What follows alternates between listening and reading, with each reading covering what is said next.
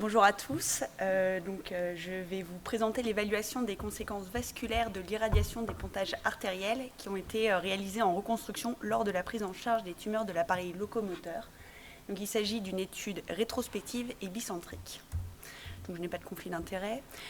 Donc, tout d'abord, le sarcome des tissus mous, ce sont des tumeurs qui sont malignes, rares, puisqu'elles vont concerner 1% des cancers de l'adulte. À savoir que ces tumeurs-là vont nécessiter une prise en charge dans un centre de référence. Une fois qu'on suspecte ce diagnostic, eh bien, il va falloir procéder à une biopsie. Une fois le diagnostic qui est confirmé, il va falloir une prise en charge qui soit multimodale, qui irait à la fois une chirurgie avec une résection carcinologique, qu'on appellera une résection R0, associée à de la radiothérapie. Cette radiothérapie, elle peut être aussi bien néoadjuvante ou adjuvante, sachant qu'il va y avoir des avantages et des inconvénients dans chacune de ces deux radiothérapies. À savoir que dans 5% de ces sarcomes, il va y avoir un engagement vasculaire et nos collègues chirurgiens vasculaires pour cela vont réaliser des pontages. Et pour cela, il va y avoir différents types de greffons. Des greffons à la fois biologiques, on connaît tous la veine saphène, ou bien des greffons prothétiques, ou des greffons mixtes qui sont actuellement en plein essor.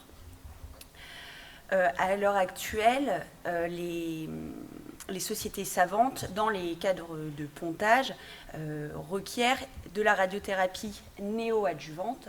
Or, lorsqu'on a fait un recueil de l'ensemble des données de la littérature, on s'est aperçu qu'il n'y avait pas eu d'études qui montraient finalement de plus-value à la radiothérapie néoadjuvante par rapport à la radiothérapie adjuvante. Ainsi, on s'est posé la question initiale de finalement, l'irradiation du pontage artériel n'augmente pas le risque de reprise chirurgicale pour cause vasculaire.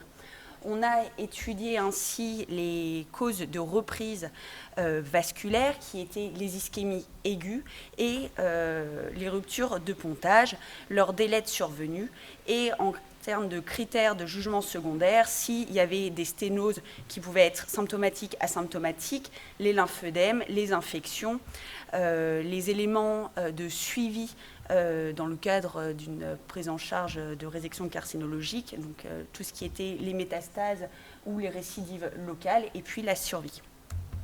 L'étude elle a été donc menée dans deux CHU, centres de référence, donc à Tours et à Nantes, entre 2001 et 2025. 50 dossiers ont été étudiés pour finalement n'en inclure que 28. Dans le groupe radiothérapie adjuvante, RTA, on a pu inclure 14 patients. Dans le groupe radiothérapie néoadjuvant, RNTN, 7 patients. Et dans le groupe contrôle, 7 patients également.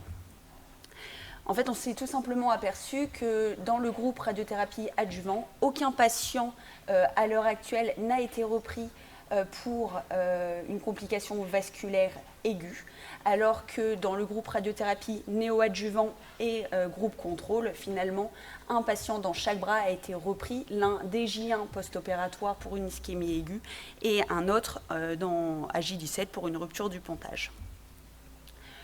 Ce qui nous pose le plus de problèmes, finalement, quand on a regardé cette cohorte, c'est que 50% des patients ont eu une infection.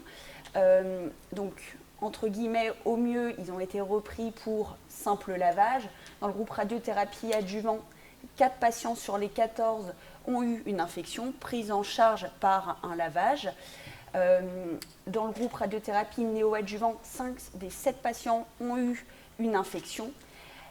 Dont une qui a amené même à une désarticulation coxofémorale. Et lorsqu'on a comparé la radiothérapie adjuvante versus la radiothérapie néoadjuvante, eh bien, il y avait une tendance à une moindre infection dans la radiothérapie adjuvante. En termes de radiothérapie, sans radiothérapie, 5 patients sur les 7 ont eu également une infection, dont 3 amputations transfémorales. Dans le groupe radiothérapie adjuvant, aucun patient n'a eu de récidive locale, sachant que le recul médian était de 60 mois. Un patient dans le groupe radiothérapie néoadjuvante et dans le groupe contrôle ont eu une récidive locale. La récidive métastatique, finalement, c'est 42,9% mais ça c'est tout à fait indépendant d'une radiothérapie. La survie globale, donc toujours avec ce recul médian dans le groupe radiothérapie adjuvant, était de 64,3%, versus 71,4%, mais ce n'est pas forcément important dans le groupe radiothérapie néoadjuvant. Alors, effectivement, notre étude, elle a quand même de nombreux biais. Et ça, on en est bien d'accord, puisque notre cohorte, elle est relativement faible. N est égale à 28 patients. Sauf que finalement, le sarcome, c'est une pathologie qui est rare. Et c'est d'autant plus rare, finalement, puisque l'engainement vasculaire avec des reprises et des reconstructions vasculaires, c'est une niche. L'apport clinique de notre étude, c'est que finalement, il y a peu de données dans la littérature, donc c'est ce qui en fait quand même une étude relativement innovante. On sait que ce sont des patients qui ont de nombreuses comorbidités et ce qui est important, c'est finalement de les traiter au mieux. On a quand même là en vue de renforcer finalement cette étude en faisant une nouvelle étude et en incluant des patients de Marseille pour que ça soit l'une des études avec l'une des plus grosses cohortes de la littérature. Voilà. Merci de votre attention.